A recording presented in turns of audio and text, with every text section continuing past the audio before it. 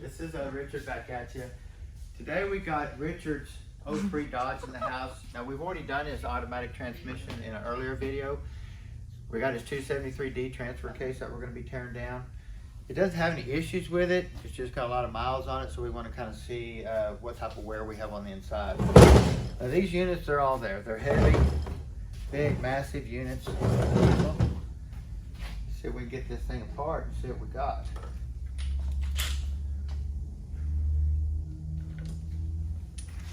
Now you can see here, the identification tag says 273D. And everything you're going to be ordering for this, that's what you're going to get, the VIN number or that number there. So if you need any parts.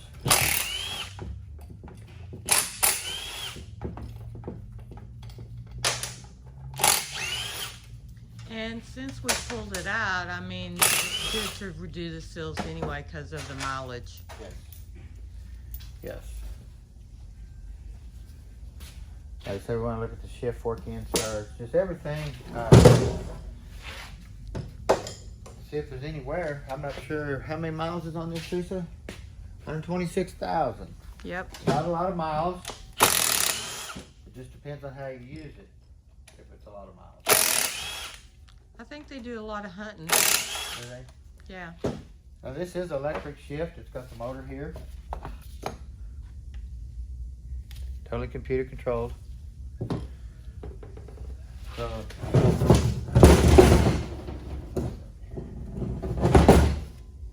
Annie just walked in. What are you doing, little girl? Huh?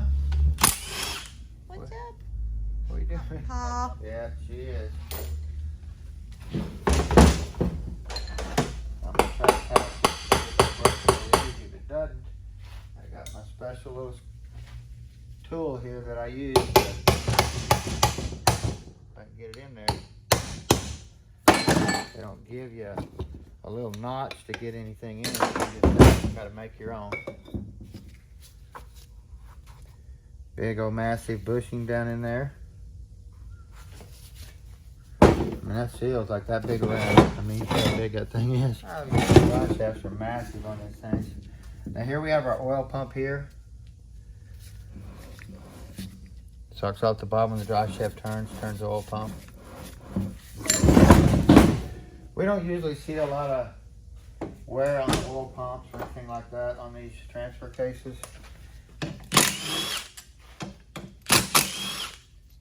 They did put some bolts on my count. 1, 2, 3, 4, 5, 6, 7, 8. Man, I got plenty of them on here.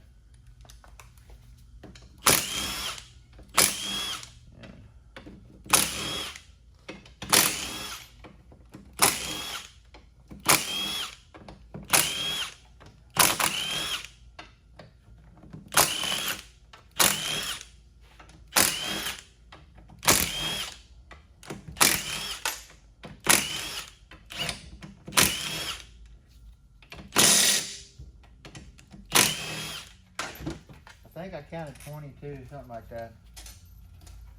And that part. count. Then we have an oddball 13 here that's got a funny little shank. Kind of see here. Sometimes it holds a bracket. Other than that, I really don't know why you have that oddball bolt. I just kind of scratch it up just a little bit to mark where I know where it goes. If you look here, this is the identification tool you could use.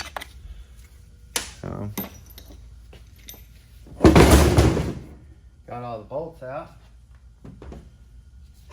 This broke apart.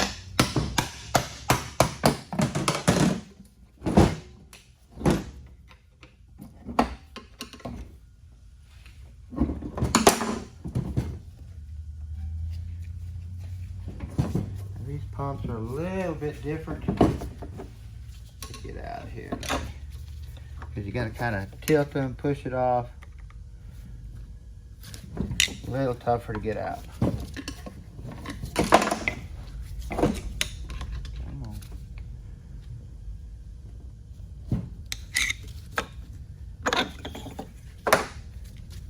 You can see your pump here.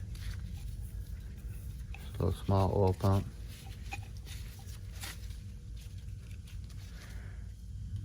You do have a seal down in here for the extension. Now they make this flexible like that so you can work that in there like that, so that's just how it is. Got a big old snap ring here.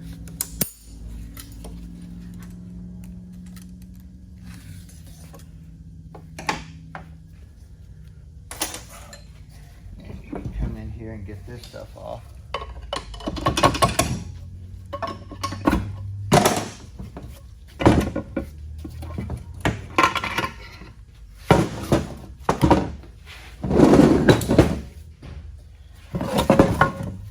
Look at our suction for our filter, or for our pump. The filter here, no silicone in it. Really nice job, whoever siliconed it up. Didn't put a ton of excess, but you can see still you have the excess that can fall off in there. We see a lot of GMs, boy, they use a ton of it in there.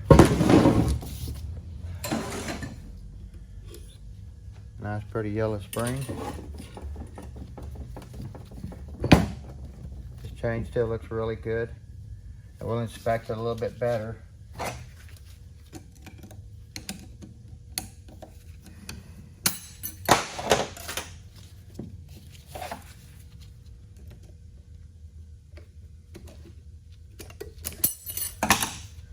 Two snap rings.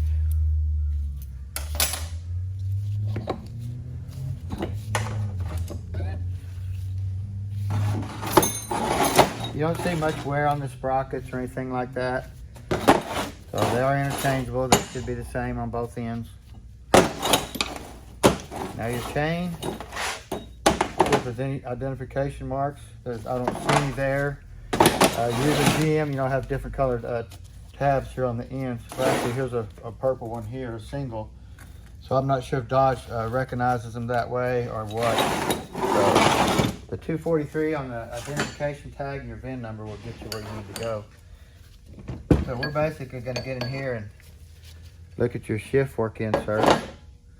They're just about totally gone. They're real thin. You can see plumb through them. And then your fork here, or your collar. Now you can see this is directional. It's flat here, pointing to the top. You get this right here, you can see this is pointed. So this has to come in and gauge. So you don't want to put the flat in here. So you just want to remember that. Pretty simple. We're going to get our range fork here. You're going to look here on both sides of this and see if it's wore. Same with your inserts here. Now you can see the difference how this looks here. And that's a fragile piece right there. If you drop it, you'll probably break it, but it'll work this fork forever. Same way here, see these come off.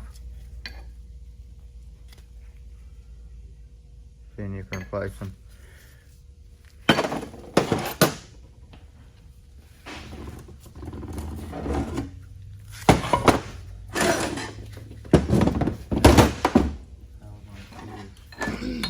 Get this seal out right here.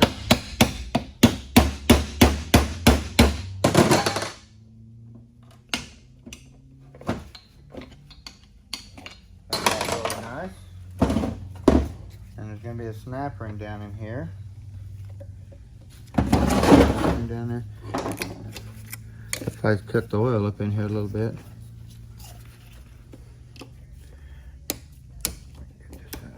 It's just going to.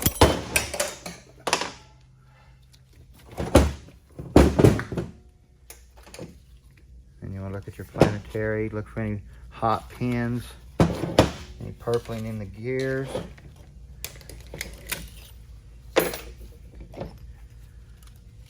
Now we got a 2-tab washer on the bottom.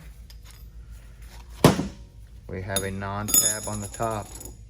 You always want to put the tab on the bottom. You can put a tab style on the top. I've seen them come in that way, but you definitely want to put the 2-tab on the bottom. And then you want to look in here for any type of wear where this collar locks in.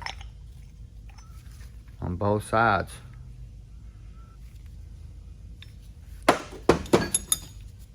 So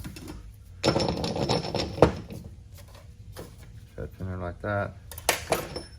But like I say, when you come in here and rock these gears, turn them, spin them, make sure they feel really good. Look at the pins, see if anything's been turned purple. Anything like that. So I'm gonna clean a couple of these pieces up because I don't have my glasses on. You have to really look at these locking collar here where it locks into the output shaft for the front. So not too shabby. Looks pretty nice unit really. A couple seals and maybe just a few hard parts, and this transfer case will be back together. So if y'all need anything, give us a holler. Stay tuned. Don't forget to subscribe. Y'all have a good